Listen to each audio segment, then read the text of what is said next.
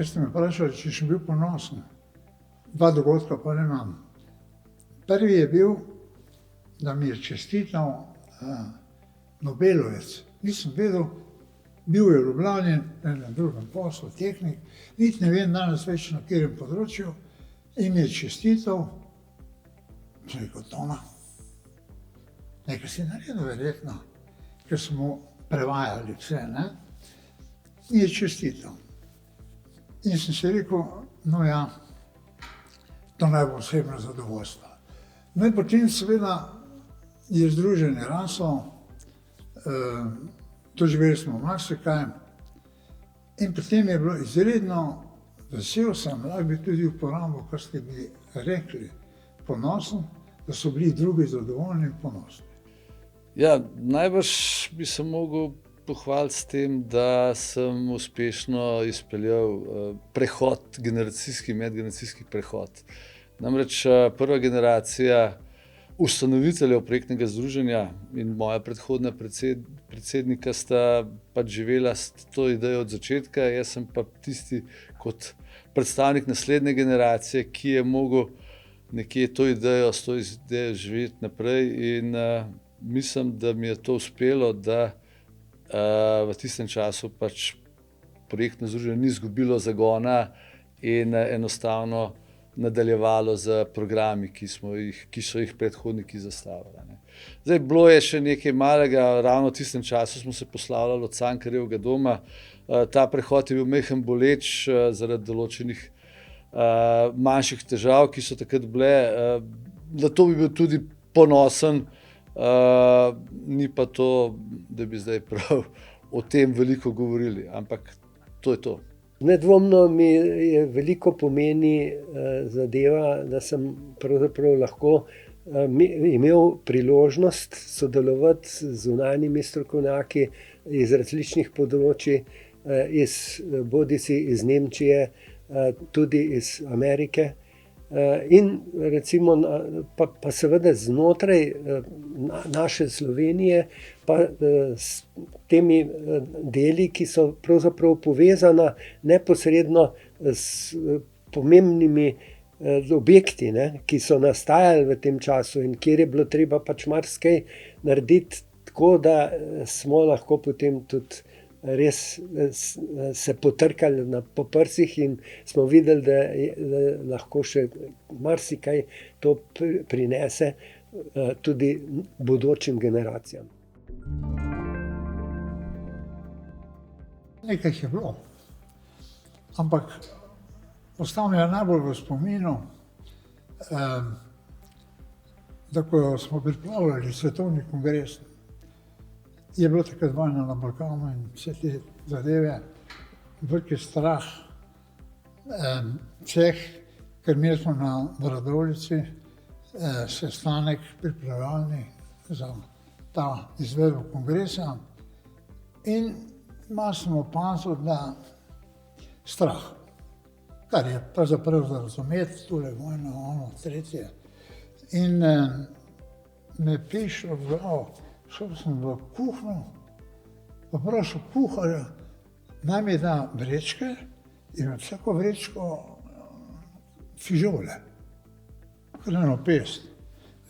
Tole bo Nemcev dal malo večjo pest in tako naprej. In to sem nesel nazaj. In vsakemu dal, toliko naj pripelje udeležencev. To je bilo, bi rekel, smeha, še vse.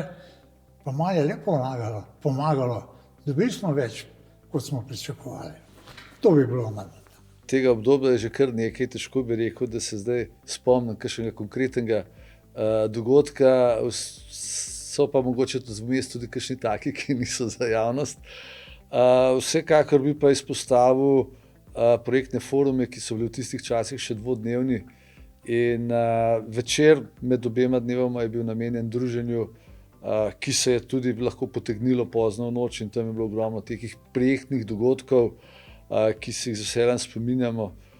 Tudi če omenim to, da je kolega Andrej rad kaj zapel in je pritegnil k tem še druge. Tako da najbrž ta naša generacija se spominja nostalgično dvodnevnih projektnih forumov in nam to včasih tudi manjka. V spominu so mi ostale stvari, ki sem jih v povezavi s temi deli, ki so nastajala, tudi zapisoval, bodisi s kaligrafijo, ki je bila prijazna tudi vsem tistim, ki so bili prejemniki tistih zadev, ki smo jih namenili. Ker bili so pa nedvomno zaslužni in zaradi tega je tudi prav, da so dobili kakšno lepo bi rekel,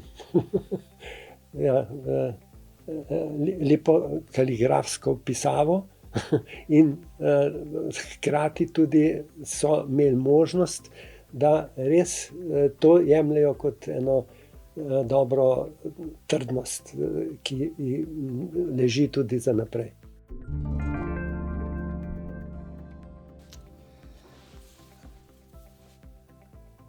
Ja, vidite, da razmišljam. V svojem obdobju, v svojem delu na projektih, združenju in vse ostalo, veliko sem bil vključen v nacionalne projekte, v podjetjih. Prvi projekt, ki mi je res mogoče izgradnja nuklearne elektrarne Krško, pa železnice, pa vse od tretjo, niti ni pomembno. Sem prišel do tega, če govorimo o projektnem menedžmentu. Je projektni menedžment namenjen, da bo vodil projekte. Torej moramo najprej govoriti, za katere projekte. Zdaj pa pogledajte, samo nekaj primerov. Projekt prekopa pod Rokovskim prelivom. Project management, ki ni bila ena oseba, ni bila ena služba, celotni sistem, celotni projektni sistem, to je ena stvar. Druga je recimo projekti, ki jih izvaja v svet, največji stolp, 860 metrov dolbajo. Ne bi našteval, vem, da poznate te projekte in treba je projektni menedžment prilagoditi projektu. Zdaj pa je še eno razmišljanje.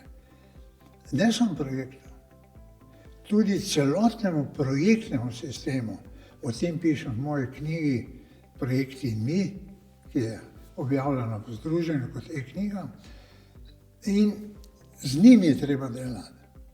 Zdaj pa da, vsak projekt ima tisto vsebino.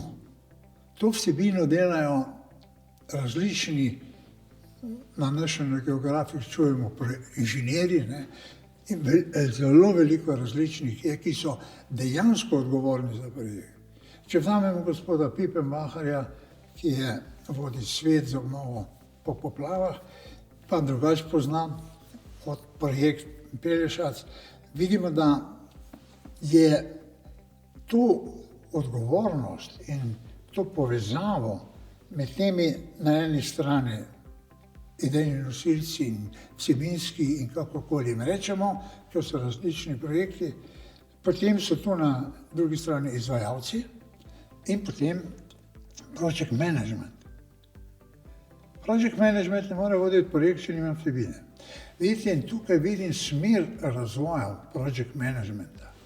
Zdaj, če hočete malo prisotni, malo to drugače razumeti, še da potrditev dobite, je recimo priznana ta znana Agenda 2030.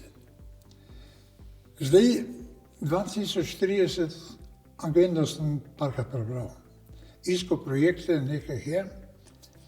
2030 je še koliko let? 6 let. Koliko projektov smo v stanju zdaj v 6 letih izpeljali? Delal sem na projektu Divača-Koper, 25 let. Zdaj čestitam. Enkraten projekt, ampak poglejte zdaj, ustanovljeno je projektno podjetje, 2TDK. In project management mora biti sposoben nekako obvladati vse najpomembnejši so vplivni dejavniki. Govorimo o politiki, je vplivni dejavnik, eni za, eni proti in tako naprej. Drugi so, znana sta dva projekta, vetrne elektrarne na Volči in Rebrje in vetrne elektrarne samo začelo se je na Pohorju. Vsi proti. Vsem pa bo mogoče kdaj zmanjkalo električne energije. In zato vidimo tu pravo smer razvoja. Ja, glede na izkušnje v svoji karieri, ker sem pač v tem 30 let že ali več, kot se je spreminjalo do zdaj, ne vidim prav velikih sprememb v prihodnje. Sploh, če gledamo, da je projektni menedžment organiziranje dela in delo z ljudmi. Zdaj lahko, če se bojo generacije ljudi menjale po naravi, odnos do dela in tako naprej, bo v tem vidiku mogoče treba kaj drugače pristopati, ampak še vedno ostajamo pri delu z ljudmi. Kar se tiče pa tehničnih vidikov, ja, mogoče bojo neke aktivnosti drugače izvajanja, ampak še vedno bo to upoštevano pri planu in tudi pri kontroli izvedbe. 2040 je gotovo zadeva, ki je tako rekoč pred vrati, ne? In prepričan sem, da bo takrat pravzaprav še marsikaj se dogodilo, kar v davnih časih, ko sem pravzaprav začel delovati, ne, tega še ni bilo. Ne. Seveda, zdaj pa v zadnjem času, ne, ko pa smo pravzaprav dnevno še vedno aktivni, ne, je pa zame to pravzaprav kakor en balzam, da lahko delam, ne, in da se srečujem z ljudmi, ki so nedvomno taki, ki nam lahko pomagajo, mi pa tudi njim. Ne? Če gre za take večje obsežne projekte, kakršne smo pravzaprav nekoč tudi delali.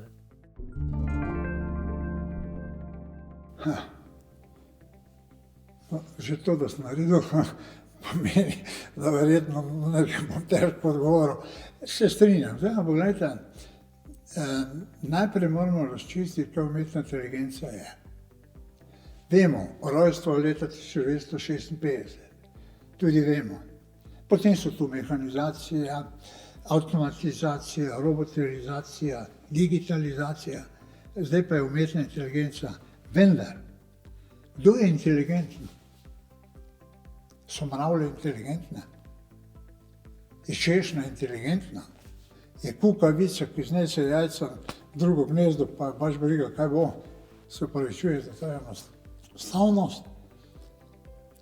In inteligenten je človek, je svojstvo človeka.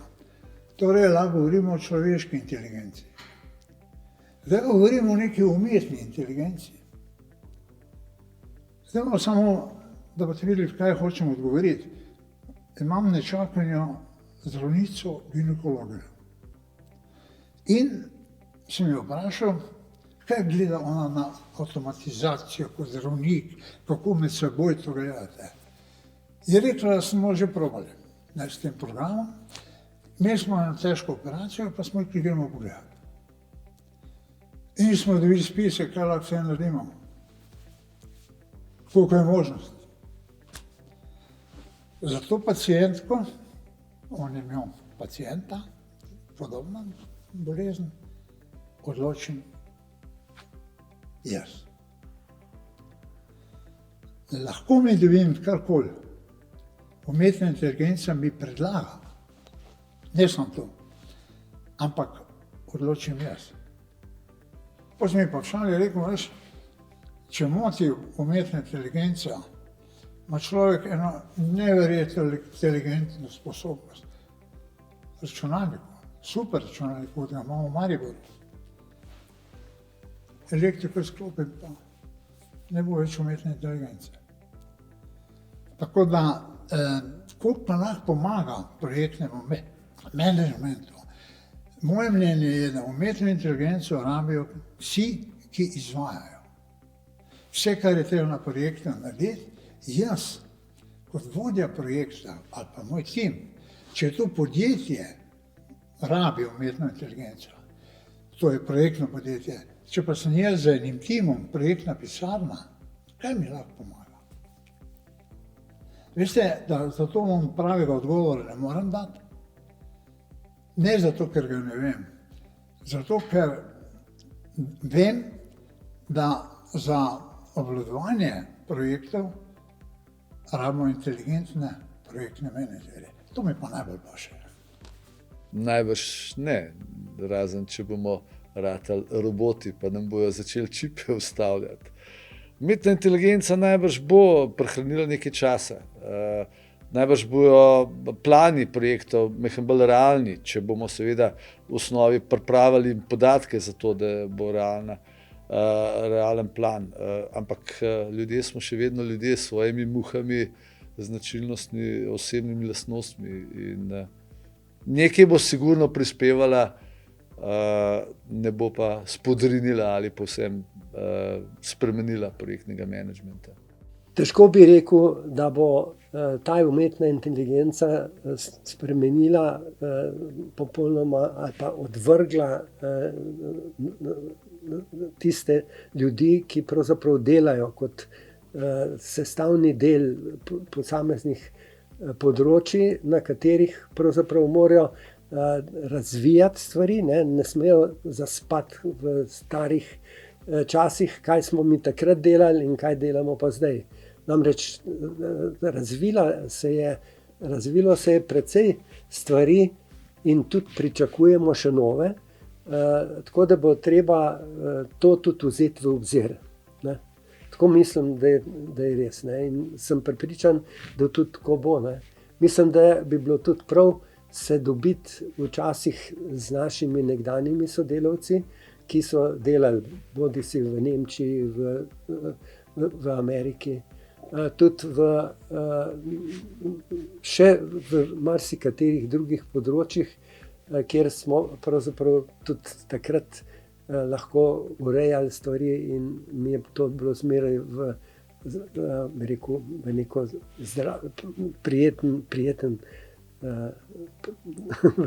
prijeten vkus ali pa prijetno delovanje. Ne.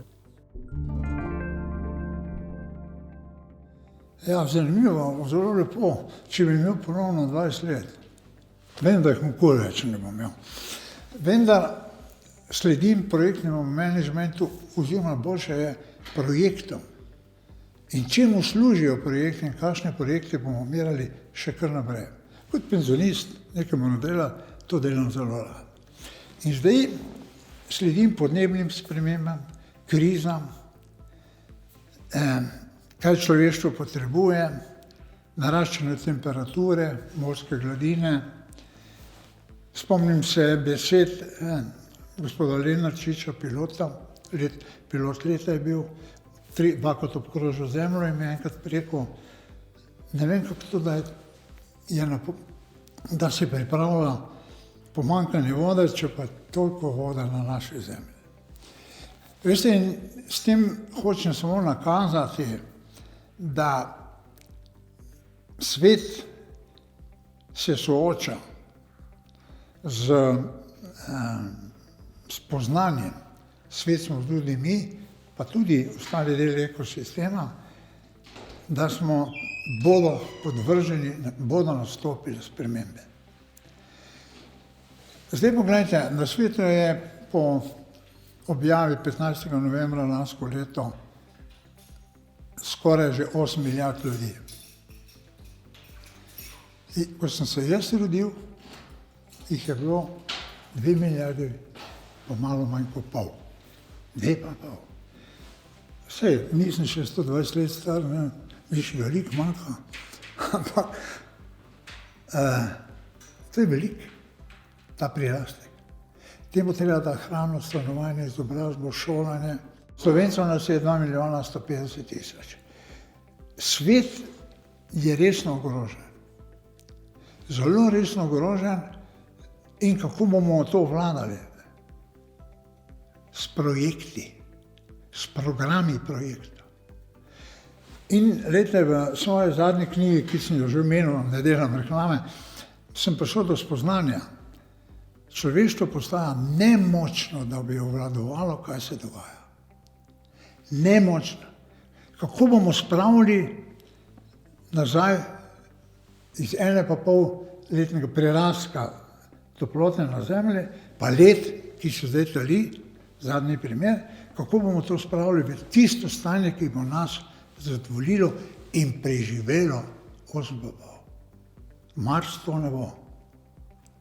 Veste, zato tukaj me ta skrb, da človeštvo postaja nemogoče, ker se tudi po drugi strani ne more zmeniti, zdaj imamo 2 vojne. Slovenci smo imeli katastrofalne poplave, ne rešujemo. Zdaj imamo glavni problem 24 krav. Mislim, da moramo postaviti vse na drugačne noge, ne samo strategijo. Projekte moramo najti in se za njih dogovoriti obvezno. Zaključil bi mogoče z tem krogu tega vprašanja, poteka podnebna sprememba v Dubaju. 198 držav članic. Bojim se, ker to stalno spremljam, da bomo govorili, kakšno je stanje. Fajn bi bilo to narediti, kdo bo pa naredil. Zaključil bi mogoče s tem. Zadovoljen sem, da ne vem dovolj. Vem, da bom moral vedeti več.